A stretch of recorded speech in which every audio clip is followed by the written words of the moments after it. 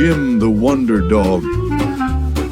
Now I've traveled a considerable stretch of this wide republic, and I've encountered no shortage of remarkable creatures, both of the two-legged and four-legged variety.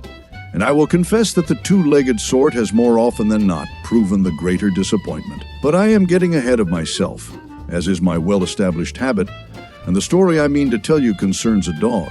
His name was Jim.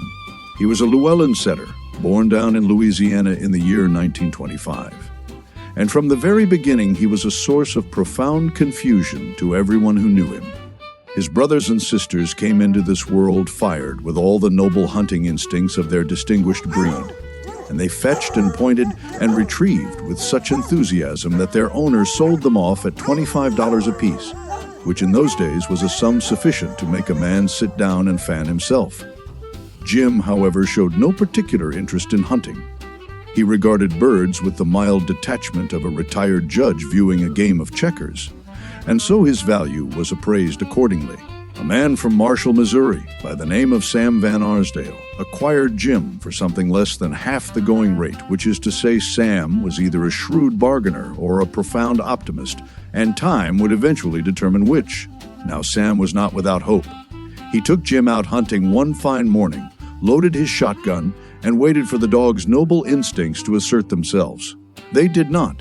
What asserted itself instead was something considerably more astonishing. "Let's go rest under that hickory tree," said Sam, by way of conversation, not expecting any particular response from the dog beyond the usual wagging of the tail that dogs employ when they wish to appear agreeable without committing themselves to anything specific. Jim went directly to the hickory tree and sat down. Sam stared at the dog for a moment with the expression of a man who suspects he may be the victim of a coincidence, but isn't entirely sure. "Go find a walnut tree," he said somewhat cautiously, as a man might speak to a stranger whose intentions he cannot quite determine. Jim found the walnut tree. "Well?" Sam proceeded to name cedar trees and stumps and tin cans.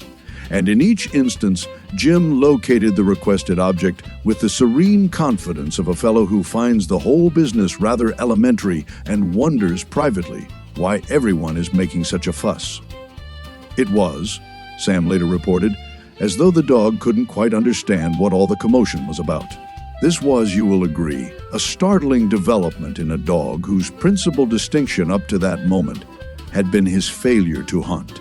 Word spread, as word has a way of doing in small Missouri towns, where news travels with a velocity that would shame the telegraph.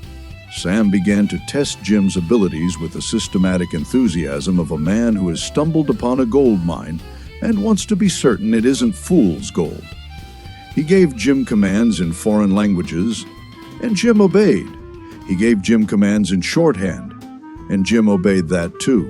Whether Jim was conversant in French and Italian out of natural genius, or some more mysterious provision of providence, no one could say.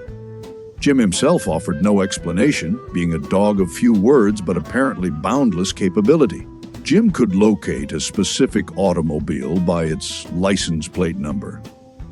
He could find a particular person standing in the middle of a crowd, threading his way through the assembly of humanity, with the purposeful air of a man who knows exactly where he is going and has no time for small talk. He predicted the winner of the Kentucky Derby 7 consecutive years. He predicted the outcome of the 1936 World Series, in which the Yankees administered a thorough defeat to the Giants, though I suspect any resident of New York could have predicted that with only somewhat less reliability. The skeptics, of course, materialized in due course. Skeptics always do.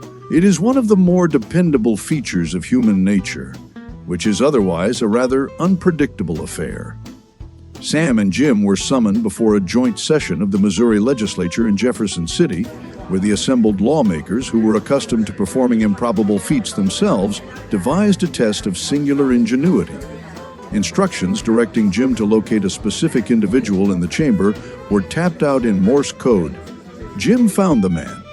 The lawmakers sat in a silence that suggested they were rearranging their understanding of the universe, which is not an exercise legislators often undertake, it being generally inconvenient to their purposes. In 1935, Sam and Jim journeyed up to Kemmerer, Wyoming, where the local Gazette newspaper witnessed their performance and dubbed the dog Jim the Wonder Dog, a title which stuck with the permanence of nicknames bestowed by newspapers, which is to say, permanently. Sam Van Arsdale was a devoted and vigilant guardian of his remarkable companion. He harbored a well-founded anxiety that gamblers of the unscrupulous variety, who are the most common variety, might attempt to kidnap Jim for their own purposes. He declined numerous offers from dog food companies eager to have Jim lend his celebrated name to their products, which I consider a mark of considerable dignity, it being generally inadvisable to allow a wonder to endorse a commodity. Jim passed from this world on the 18th of March 1937 at the age of 12 and was laid to rest just outside the fence of the Ridge Park Cemetery. The cemetery having apparently drawn the line at dogs, however wonderful.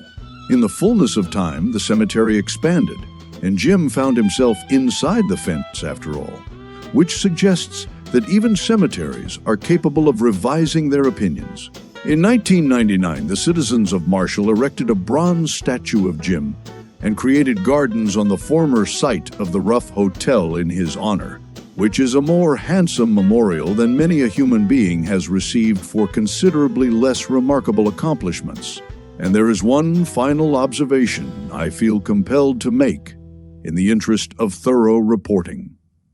After Jim had predicted horse races and baseball championships, understood French and Morse code and shorthand, located specific automobiles and specific persons with equal facility, and generally conducted himself as the most extraordinary creature of his species in the recorded history of Missouri, there was a man overheard to say, with the particular satisfaction of a man who has found the single flaw in an otherwise flawless diamond, that dog wouldn't hunt.